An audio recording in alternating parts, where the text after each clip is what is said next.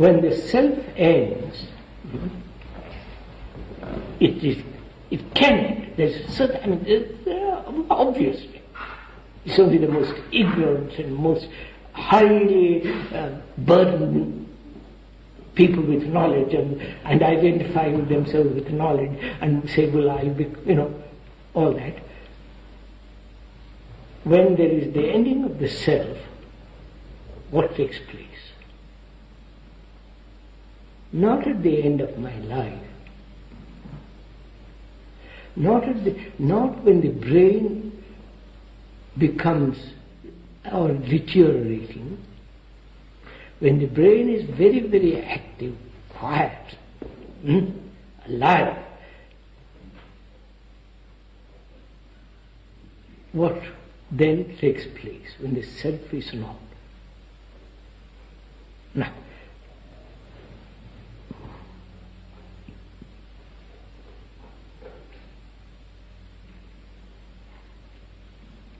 how can you find out, sir? Say X has ended the self completely, not picks it up another in the future another day, but ends it completely. He says yes. There is a totally different activity which is not the self. What good is that to me? Or to any of us? He says yes. It can end. It's a different world altogether, different dimension, not sensory dimension, not intellectually projected dimension, something totally different. Yes. I said, he must be either a cuckoo, a charlatan, or a hypocrite.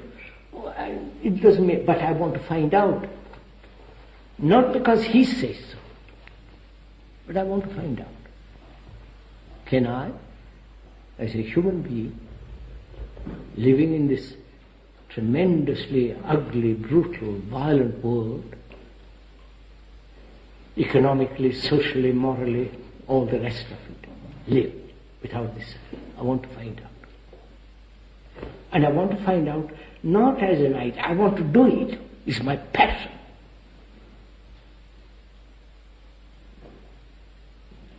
Then I begin to inquire. Why is there identification with the form, with the name? Why should what?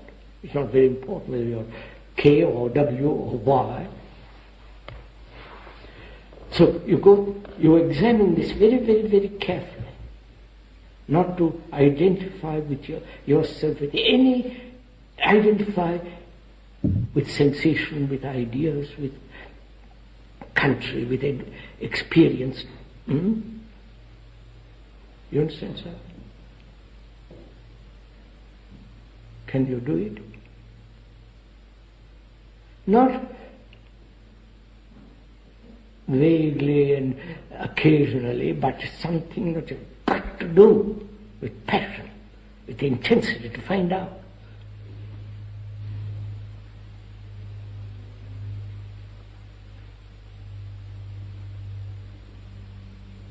That means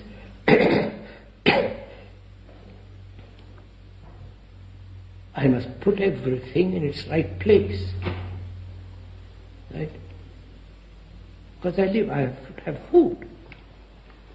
I don't have to identify myself with this or that food. I eat the correct food and it's finished.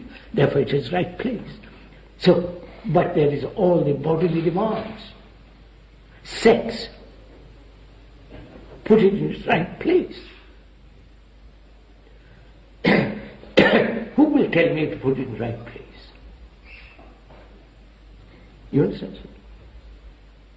My Guru, the Pope, any scripture? If they do, I identify myself with them because they are giving me help to put things in the right place, which is sheer nonsense. I don't know. That's all.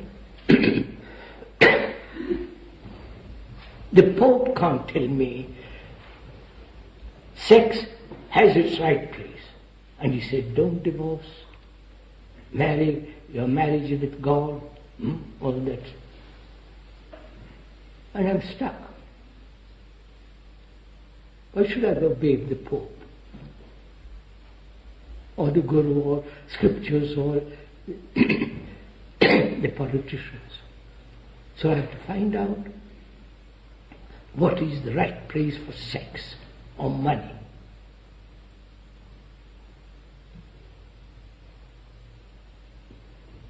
Right, sir? What's the right place?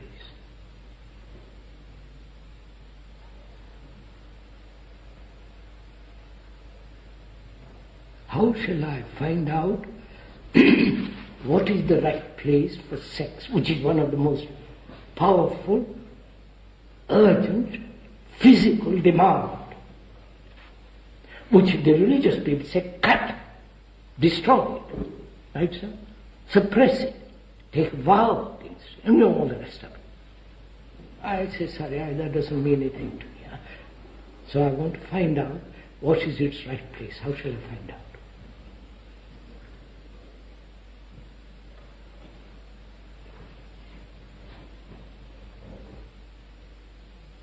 I've got the key to it, right? Which is non-identification with sensation. That's the key of it.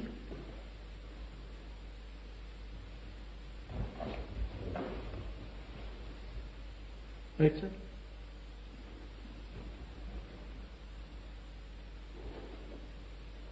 So non-identification with sensation,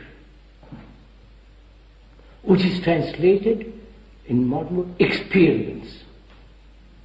I must experience sex.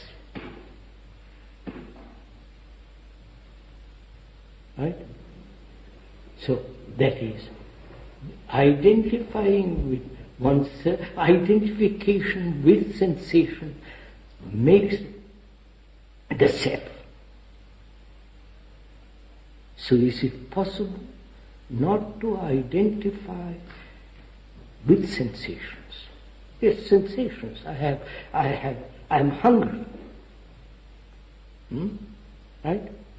But sex is a little more powerful. So I've got the key to it. You understand? The truth of it. Right, sir? So, yes, I feel sexual. All right. Non-identification. That is the truth of it.